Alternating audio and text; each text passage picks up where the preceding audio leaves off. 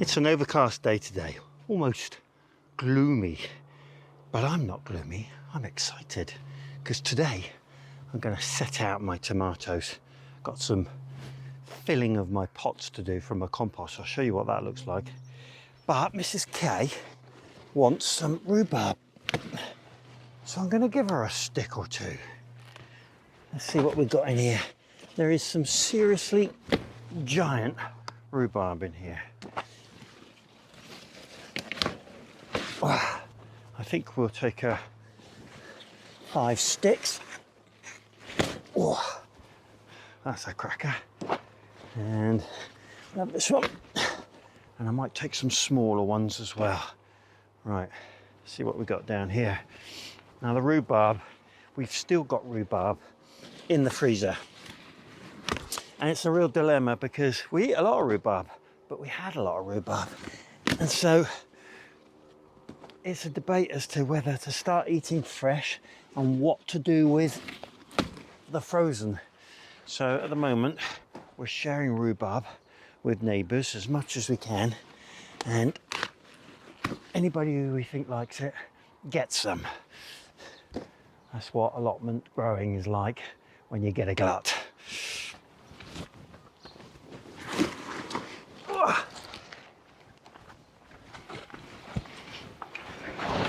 So my compost bins are made up of different styles of composting, mainly horse manure, but this one is purely our own garden waste. So I'm just trying to see whether I can make a good quality compost out of everything that I take from the garden. And well, that's the plan. It's filling up, whereas the others are reducing as they rot down. And the one on the end is my chicken bedding, but that's about to diminish rapidly because the chicken bedding will go in the paths alongside the squash and pumpkin. And I work on the basis that all that chicken manure that's been there for quite a long time will be really good at feeding the ground, and hopefully the roots of all of those squash and pumpkins will work under those paths and benefit from it. You can tell I'm not concentrating. I got one leaf with the rhubarb and one rhubarb about to go in the compost. I think I'll switch. In the interest of keeping costs down and using my own compost, I'm going to use 2/3 of my own compost in these and 1/3 of a bought bagged compost. The idea being that they will grow into my compost and get all the nutrients that's hopefully in there. We'll see how it goes. I have grown tomatoes in my own compost before now, so it's not like I feel like taking a big risk. I'm going to take it out of this one. I'm amazed this was right back up here again when I took all the compost out of the centre, and it's really rotted down quickly. I can feel the heat,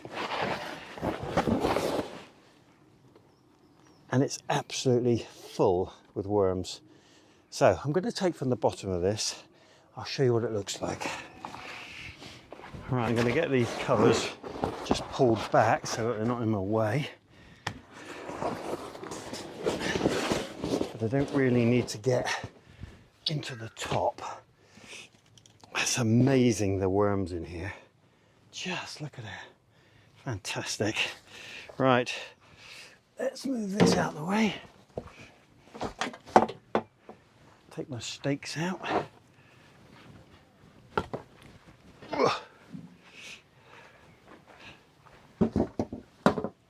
And then take this away, and I'll get some that'll fall down, I'm sure, but that'll just get scooped up.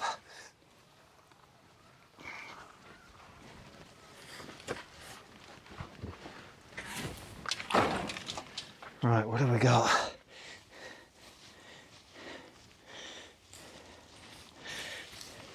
I got this sort of fluffy stuff on the outside, which is really not fully decomposed, and therefore will introduce some weed.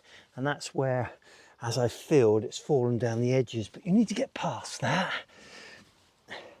think I need a spade or a fork.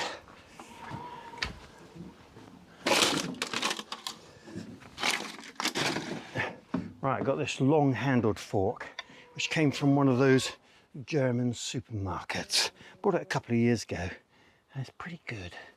But other supermarkets do supply garden implements.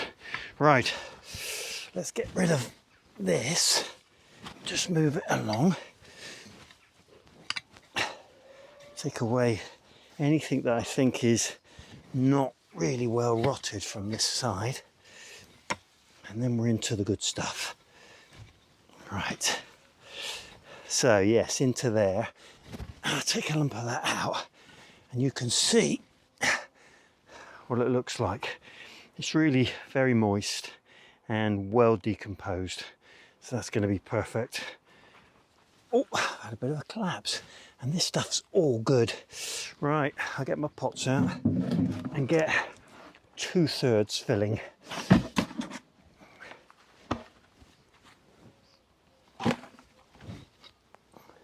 There's quite a lot of worms in here, which is no bad thing.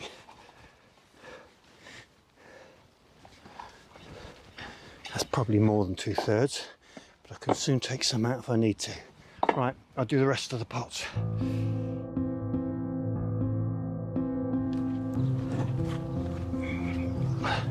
Weighs a ton. Oh. And it's actually warm right through to the bottom of that heap, which is nice.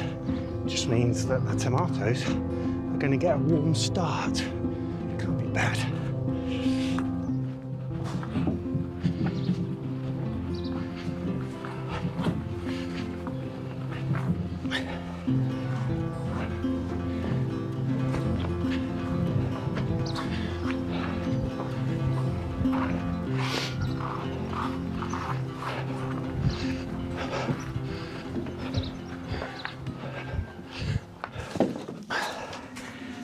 Well, to be honest, I did all the hard work here the other day. All I've got to do today is get the weeds out of this bed. I have to give it a bit of a rake, and then it's just sweeping up and getting my pots in position. I'm going to put some trays under them, which is what I normally do. But this year I'm thinking in this bed, which is the first time I've grown tomatoes in an inside vegetable growing bed in the polytunnel. But what I've been thinking is Lata, which is the variety that I've grown. I was struck last time by how it's a very low growing tomato, and I'm thinking that I can get it to this bench without any problem at all, and then if it does get any higher, then I can nip it out the top, because most of the tomatoes are on the lower branches anyway. At least they have been for me. So be interested if anybody else is growing Lata, whether they are having any different experience. I've got some good old bindweed in here, but not very much weed at all. This bed is kept weeded during the year and really hasn't got much chance of flourishing as a weed, apart from stuff that sort of infiltrates from the side. Right, I'm going to get on and weed this, give it a bit of a rake, and then start to clean up in the polytunnel, because I like to start from a blank canvas that's clean.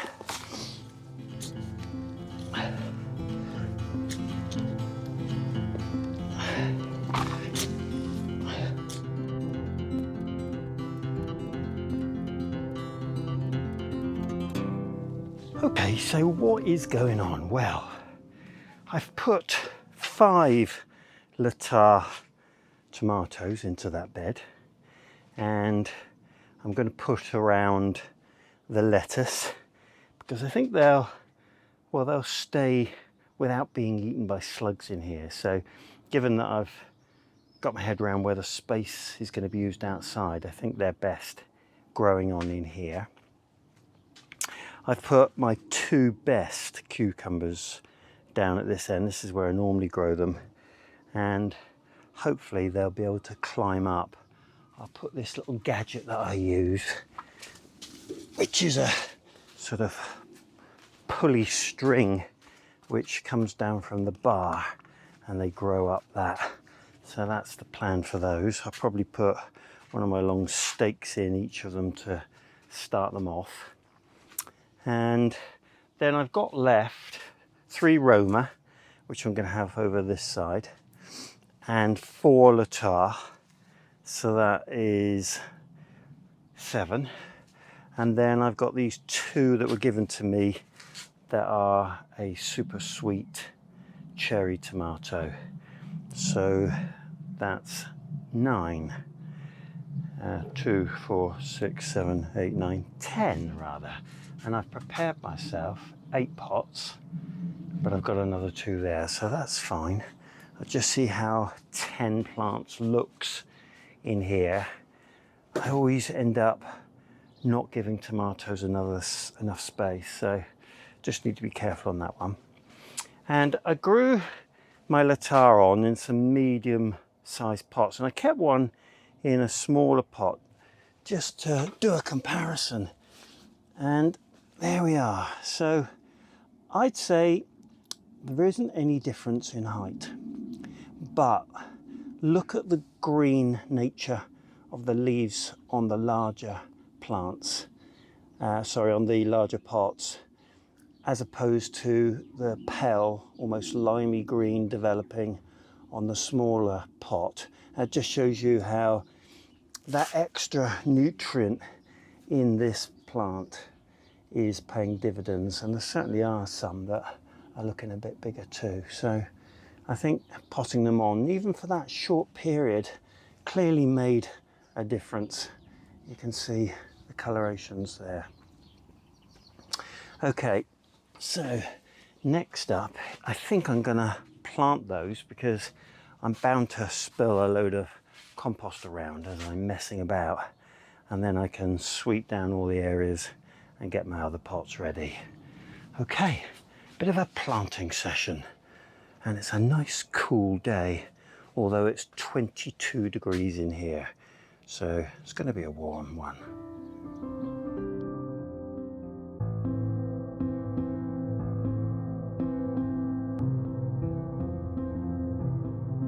I do love how that looks with the green and red lettuce. Wonderful. And well, that's 5 tomatoes in there. I think that'll be plenty. And I made a bit of a ladder with the canes or metal stakes and that pulley style string support. So hopefully I can get those cucumbers up and over. That's the idea. And that'll need a good watering in, but I'm not going to do that until the end. So the next bit is really just to give myself a bit of a clean and get the floor so that I can set out the pots, and that'll only take me a few minutes, I think.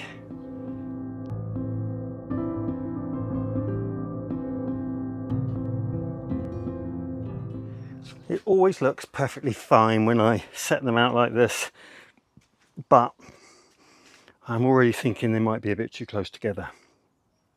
And the solution, if they bush out quite a lot, is just to drop one down the end of the path. So that's quite a lot of tomatoes.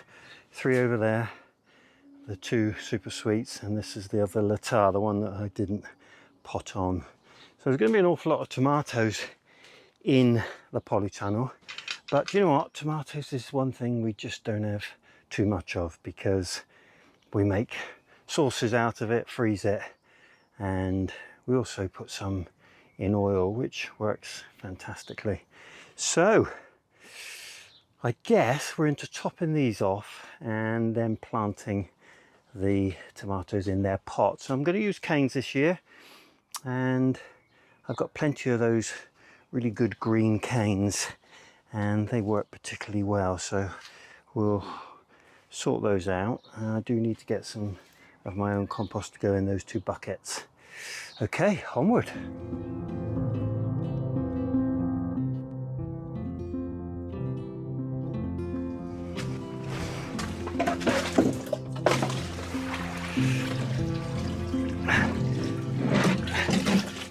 That wasn't good use of water. Right, well, there's enough tomatoes here to take one for the team because I've not got enough compost to top all these off.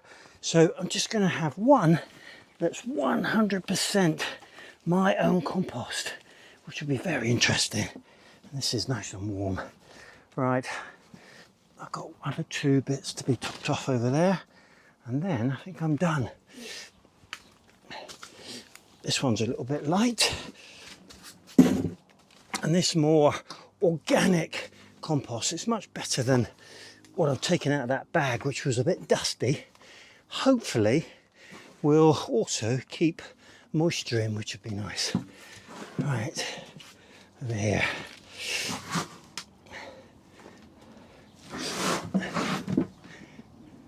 Now notice that smaller lettuce plant is a little bit more flimsy. When you move it around, the stem's not as thick as those that I put into a deeper pot, which is another good reason for potting on, I think. There's a peg there. Right, nearly done, and then it's on with the planting.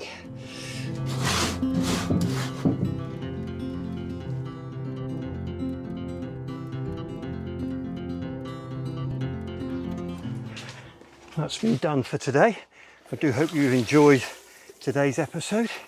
I just got a bit more watering to do, and we'll be into the growing season in here, and that'll be very enjoyable indeed. I've still got to work out the stakes, and I'm going to do something slightly different with the watering system this year, and I'll show you that in due course. So why not like and subscribe, and if you want my updates on a Wednesday and a Sunday, then click on the bell. Diolch yn fawr.